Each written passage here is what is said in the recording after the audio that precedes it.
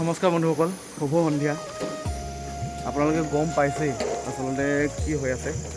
আমি আজি প্ৰায় এমাহে হ'বলৈ হ'ল। এমহীয়া কাৰ্যসূচীৰে আমি এখন শিশু নাট কৰ্মশালা অনুষ্ঠিত কৰিছিলোঁ।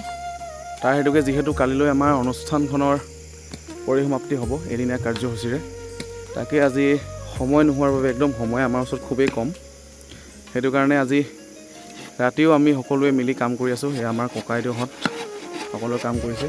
আৰু ইয়াতে মই আপোনালোকক এটা কথা ক'ব বিচাৰোঁ, কিয়নো এইটো সময়ত হয়তো এনেকুৱা ভিডিঅ' দিয়াটো উচিত নহয়।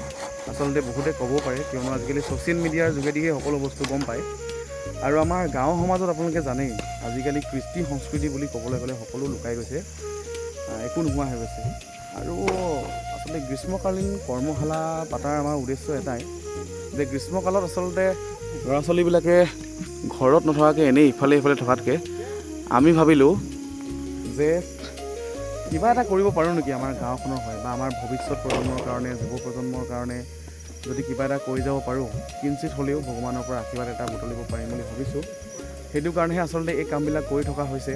আৰু আপোনালোকে ভুল নুবুজিব যে আমি বানপীড়িতসকলৰ প্ৰতি আমাৰ কোনো দয়া ভাৱ বা কোনো দয়া মমতা একো নাই বুলি। আচলতে আমি সেইবিলাক কথা আমিও চিন্তা কৰিছোঁ।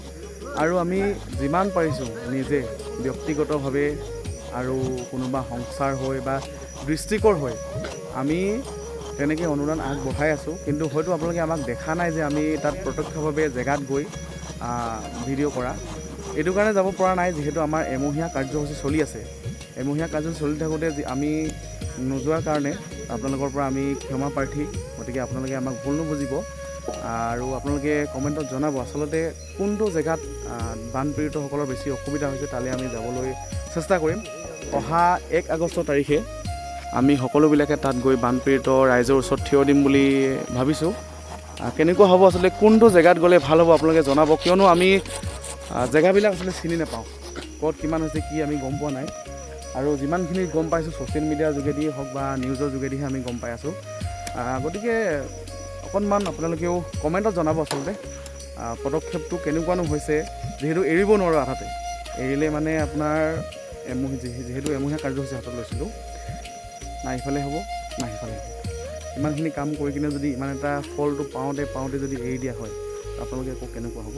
তো কমেণ্টত আপোনালোকে নিশ্চয় সুন্দৰভাৱে জনাব কেনেকুৱা হৈছে বা আগলৈ আৰু কেনেকুৱা কাৰ্যসূচীৰে আমি আমাৰ নৱপ্ৰজন্মক কেনেদৰে আগুৱাই নিব পাৰোঁ সেইটোৱে জনাব। হয়তো ক'ৰবাত কওঁতে অকণমান ভুলো হ'ব পাৰে, আপোনালোকে সেই ভুল দুখ মাৰ্জনা কৰিব। কথা হৈছে বহুতো কৈছোঁ, অকণমান আপোনালোকক দৃশ্য দেখাই দিব বিচাৰোঁ কেনেকৈনো আমাৰ কাৰ্যবিলাক হৈ আছে। আচলতে আমি ইমান জাক জমকতা ইয়াত কৰা নাই। যিখিনি আমাৰ কৃষ্টি সংস্কৃতি হেৰাই যাব খুজিছে আমি সেইবিলাকহে কৰিছোঁ। লেচেৰি নৃত্য প্ৰদৰ্শন কৰা হ'ব আৰু লগতে আমাৰ থাকিব গোঁসাই নাম, লখিমী নাম, তেনেকুৱাবিলাক থাকিব। আৰু তেনেকুৱা কাৰ্যসূচী আছে আৰু বহুতো নাট প্ৰদৰ্শন কৰা হ'ব। আপোনালোকে কালিলৈ হয়তো দেখিবলৈ পাব ছ'চিয়েল মিডিয়াৰ যোগেদি। আজিৰ ভিডিঅ'টো ইমানতে সমাপ্ত। Thank you very much. Stay healthy. Bye bye.